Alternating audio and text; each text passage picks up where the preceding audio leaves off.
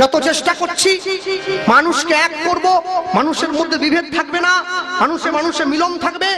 হ্যাঁ, আপনারা পরশুদিন যারা হাতে মোবাইল আছে ঠাকুরের পুজো দেখলেন তো? সকলে দেখেননি? পুজো হয়েছে দেখেছেন? হ্যাঁ, একবারে বাবা একদম ফুল টুল দিয়ে একটা সুন্দর পুজো করে দিই ঠাকুরকে একবারে। পাড়ার লোক যখন পাড়ার ছেলেকে মারে বুঝতে হবে ও সব সীমা পার করে গেছে। বাইরের লোক মারলে কেউ বলতে মনে হিংসা করে মারলো, না না, পাড়ার লোকে মেরেছে।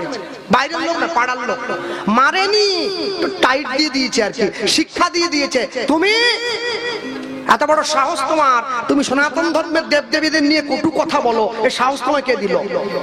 মনে রাখবে, তাকে নিয়ে মানুষের মিছিল বের করেছে। কি বলছে?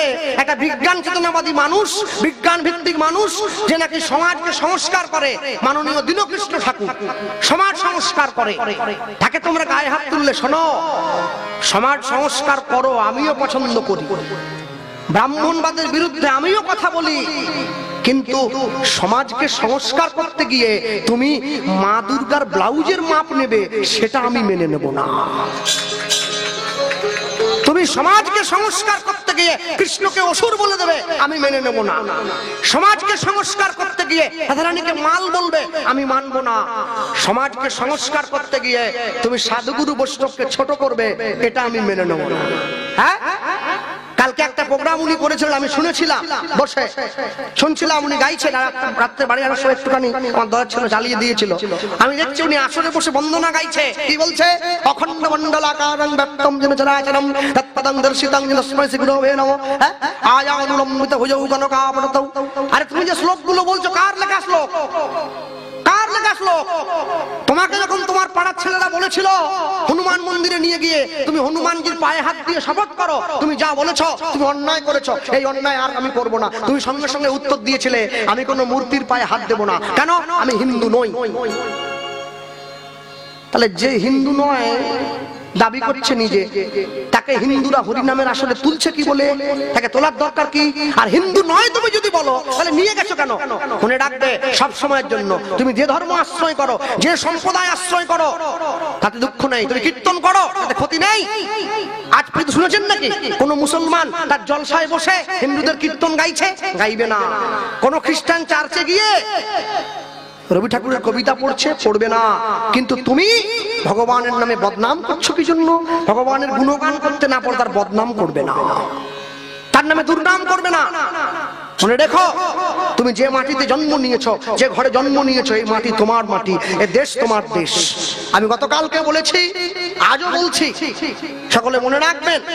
সারা বাংলায় যত কীর্তন কমিটি, হরিনাম করা, সবাইকে আমি অনুরোধ করব, আপনারা এই ধরনের মানুষকে হরিবাসর রেখে নিয়ে যাবেন না, যা দিয়ে সমাজের মনোভাব, সমাজের ঐক্য নষ্ট হয়ে যায়। আর আরেকটা কথা, আমি গোপাল কৃষ্ণ পাল, আমি ঘোষণা করলাম, কালকেও বলেছি, আজও বলছি, যে এই আসরে ওই নামধারী ব্যক্তি থাকবে, দীনকৃষ্ণ ঠাকুর ওরফে সূর্যপদ নস্কর, হ্যাঁ, সেই আসরে আমাকে আপনারা ডাকবেন না, আমি যাব না। কীর্তনের 1 ঘন্টা আগেও জানতে যদি পারি ওই ব্যক্তি আছে, আমি গান ক্যান্সেল করে দেবো। মনে রাখবেন, সব সময়ের জন্য কোনো কিছুর বিনিময়ে নিজের সত্যকে বিক্রি করব না। যে মাটিতে আমি জন্ম নিয়েছি, যে মাটিতে আমি খাই, যে মায়ের কোলে আমি মাথা দিয়েছি, তুমি সেই বাংলা মাকে অপমান করবে, আমি শুনবো না। যে শুনে শুনুক, যার ভালো লাগবে শুনবে, কিন্তু আমি শুনবো না। মনে রাখবে, সব সময়ের জন্য কোনোদিন নিজেকে কোনো কিছুর বিনিময়ে ছোট করবেন না, নিজেকে উঁচু জায়গায় রাখতে শিখুন। অনেক ভাগ্য ফলে জন্ম হয়েছে তোমার। ইসকনের যিনি বর্তমান প্রেসিডেন্ট জয় পতাকা স্বামী মহারাজ, তিনি যখন প্রথম ভারতবর্ষে এসেছিলেন না, এরোপ্লেন থেকে নামার সময় পায়ের জুতোটা খুলে কর্মচারীর হাতে দিয়েছেন।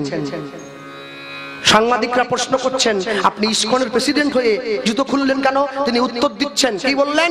তিনি বললেন যে ভারতবর্ষের মাটিতে আমার চৈতন্য মহাপ্রভু চরণের ধুলি আছে, বিনয় মানব দীনেশের চরণের ধুলি আছে, রামচন্দ্রের চরণের ধুলি আছে, ভগবান কৃষ্ণের চরণ ধুলি আছে। আমি কত বড় মূর্খ, সেই ভারতবর্ষে প্রথম পা দেবো, আবার জুতো পরে বিদেশি হয়ে তার চেতনা হয়ে গেল, তোমার হলো না। তুমি ভগবানের নামে নিন্দা করো, অথচ ভগবানের বিগ্রহ পিছনে রেখে তুমি কীর্তন করে লাখ লাখ টাকা গুছিয়ে বাড়ি নিয়ে যাচ্ছ। মনে রাখবে, সনাতনীরা রামকে ভালোবাসে, এটা ঠিক, সময় বিশেষে কিন্তু পরশুরামের মূর্তিও ধারণ করতে পারে, তার ইঙ্গিত তুমি কিছুটা পরশুদিন পেয়ে গেছো। যদি শিক্ষা হয়ে থাকে তোমার, আর কোনোদিন তুমি হিন্দুদের দেবদেবীকে নিয়ে কটু কথা বলবে না। আর আপনাদের সকলার জানানোর জন্য আনন্দের একটা খবর, অন্য কিছু নয়, জয়নগর থানার পুলিশ তারা বলেও দিয়েছে ওনাকে, আপনি কীর্তন করুন, সনাতন ধর্মের দেবদেবীকে নিয়ে কোন রকম কটূক্তি যদি করেন আমাদের কানে আসে, আপনাকে কিন্তু আইনের আওতায় আনে আমরা অ্যারেস্ট করব। নিতাই গৌর প্রেমান। হরি বল, হরি বল, হরি বল। এইসব কথা প্রচার করে না, আজে বাজে কথা প্রচার নিয়ে ওই লোকটা ব্যস্ত। আমার রাগটা সেইখানেই ওঠে। ভালো কথা তো বল না, তুই মন্দগুলো মন্দটাও বলছিস ঠিক করে বল, তাও বেটা ভুল বলছিস। কদিন আগে একটা আসরে দাঁড়িয়ে বলছে, মানে ধোলাই খাওয়ার আগে আর হ্যাঁ, শান্তিং কোম্পানির সালসা মার্কা মুগুর মলম, ওটা খাওয়ার আগে বলছিল আর কি, শোনো হে বাড়ির ছেলে মেয়েরা, সরস্বতী পুজো করো, মায়ের চরণে পুষ্পাঞ্জলি দাও। তা পুরো মন্ত্রটা বল, বলতে পারছে না।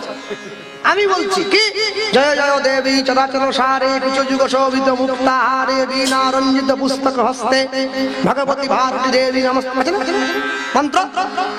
ও বলছে কিরম মন্ত্রের ব্যাখ্যা, ওটা কোন স্কুলে পড়েছি আমি শুধু ভাবছি। কি বলছি জানো, শোনো জয় জয় দেবী চরাচর সারে, এটা মানে কিছু বললো না। এরপরে বলছে কুচ যুগ শোভিত, কুচ মানে কি বক্ষ ধরেছে। কি বলছে, যারা মায়ের চরণে পুষ্পাঞ্জলি দাও, তোমরা যদি মায়ের সন্তান হও, তাহলে সন্তান হয়ে কি করে মায়ের বুক দেখছো? পাষণ্ড বলো দেখি, কি রকম মানে নাম্বার ওয়ান শয়তান। সন্তান হয়ে মায়ের বুক দেখছো, কুচযুগ শোভিত। আবার বলছে বামুন ঠাকুর যে মন্ত্র তোমাদের বলাচ্ছে, তোমরা বামুনকে কেন জিজ্ঞাসা করোনি মন্ত্রের মানে কি? দৌড় কথা কারে মন্ত্র বামুনকে বলবো, তোমাকে বলবো, তুমি বামুন। ও কুচো মানে বুক ধরেছে, কুচো মানে বুক না। জয় জয় দেবী চরাচর সারে, তুমি সর্ব চরাচরে রয়েছ। কুচো যুগ শোভিত, এই যে মধ্যমার বৃদ্ধাঙ্গুলি এই যে ধরে থাকে মা সরস্বতী, এই যে জোরটা এটাকে কুচো বলে। কুচো যুগ শোভিত, এইখানে মুক্তর মালা ঝুলছে, কুচো যুগ শোভিত মুক্তাহারে। তাকে ধরেছে কি, কিসে কি, পান্তা ভাতে ঘি, বীণা রঞ্জিত পুস্তক হস্তে, হাতে বীণা আছে, পুস্তক আছে। পুস্তক মানে ইতিহাস ভূগোল বই নয়, বেদ, বেদ মাতা সরস্বতী। এরপর ভগবতী ভারতী দেবী নমস্তুতে, তুমি সমগ্র ভূভারতের দেবী মাতা, তোমায় প্রণাম করি।